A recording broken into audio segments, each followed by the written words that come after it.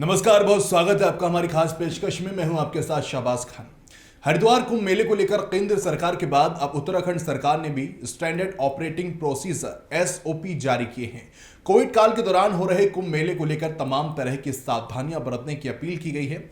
अब हरिद्वार में स्नान के लिए आ रहे श्रद्धालुओं को कुछ शर्तों का पालन करना होगा। उन शर्तों को जानने के लिए ये रिपोर्ट देखिए। हरिद्वार कुंभ में आने वाले श्रद्धालुओं को एंट्री पास और हथेली के ऊपर भाग पर अमिट स्याही के चेक मार्क के बिना किसी भी आश्रम व धर्मशाला में प्रवेश नहीं दिया जाएगा। सरकार द्वारा जारी की गई एसओपी में यह प्रावधान किया गया है।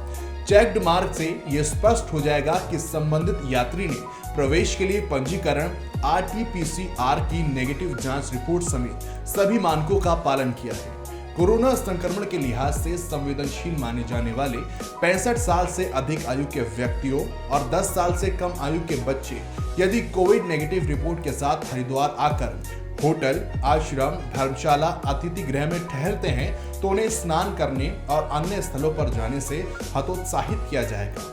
एसओपी में यह प्रावधान किया गया है। बाहरी राज्यों से आने वाले यात्रियों को अपने मूल राज्य, जिला, तहसील की जानकारी और कोरोना फिटनेस प्रमाण पत्र देना होगा। थर्मल स्क्रीनिंग के दौरान किसी में कोविड के लक्षण पाए जाने पर तत्काल उसे आइसोलेट कर मेला प्रशासन व कंट्रोल रूम को सूचना देनी होगी। तीर्थ यात्रियों का संपूर्ण विवरण मेला प्रशासन, जोनल सेक्टर, मजिस्ट्रेट व पुलिस नियंत्रण कक्ष को देना होगा। आश्रम और धर्मशालाओं का समय समय पर सैनिटाइजेशन किया जाएगा। कुंभ मेला पोर्टल पर पंजीकृत व्यक्तियों को देंगे प्रवेश की अनुमति।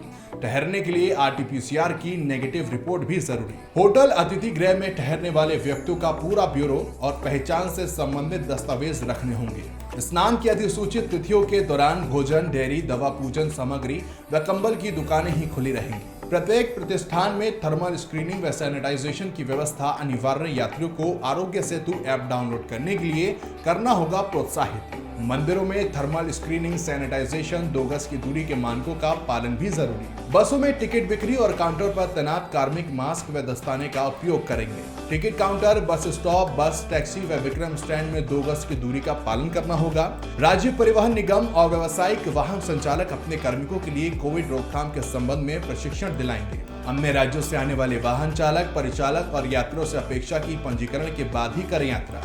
पार्किंग स्थलों और उसके समीप भोजन बनाना प्रतिबंधित रहेगा। बिना पंजीकरण व प्रवेश पास के आने वाले यात्रियों को स्नान और धार्मिक गतिविधियों में प्रतिभाग नहीं करने दिया जाएगा। पार्किंग स्थलों पर पुलिस, पीआरडी, होमगार्ड व स्वयं सेवकों की तैनाती रहेगी। मेला क्षेत्रों में घाटों पर सुरक्षा व सुरक्षित दूरी सुनिश्चित करने को तैनात रहेंगे पुलिसकर्मी, प्रशिक्षित स्वयं सेवक, कर्मचारी, गोताखोर व तैराक। प्रयोग किए गए दस्ताने, मास्क के निस्तारण को घाटों पर रखे जाएंगे डस्टबिन। बायोमेडिकल वेस्ट के निस्तारण की व्यवस्था भी होगी। घाटों पर सुरक्षित शारीरिक दूरी इंगित करने को बनेंगे सर्कल।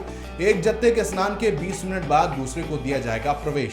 भोजन व खाद्य पदार्थ पकाना पूरी तरह प्रतिबंधित। प्रदेश व निकाय की व्यवस्था की जाएगी। कूड़ा निस्तारण को रखे जाएंगे डस्टबिन। शौचालय, पेयजल व सैनिटाइजर की पर्याप्त व्यवस्था भी जरूरी। पंजीकरण पत्र, आरटी-पीसीआर की जांच रिपोर्ट दिखाने के बाद ही यात्रियों को बाहर आने की अनुमति मिलेगी। कोविड से संबंधित एसओपी के प्रावधानों को कड़ाई से अनुपालन कराया जाएगा। बोर्डिंग व डे बोर्डिंग के रेलवे स्टेशन पर की जाएगी अलग व्यवस्था। तो कुंभ के मेले से जुड़ी जानकारी कैसी लगी आपको कमेंट में जरूर बताइए। चैनल को जरूर सब्सक्राइब कीजिए। नमस्कार।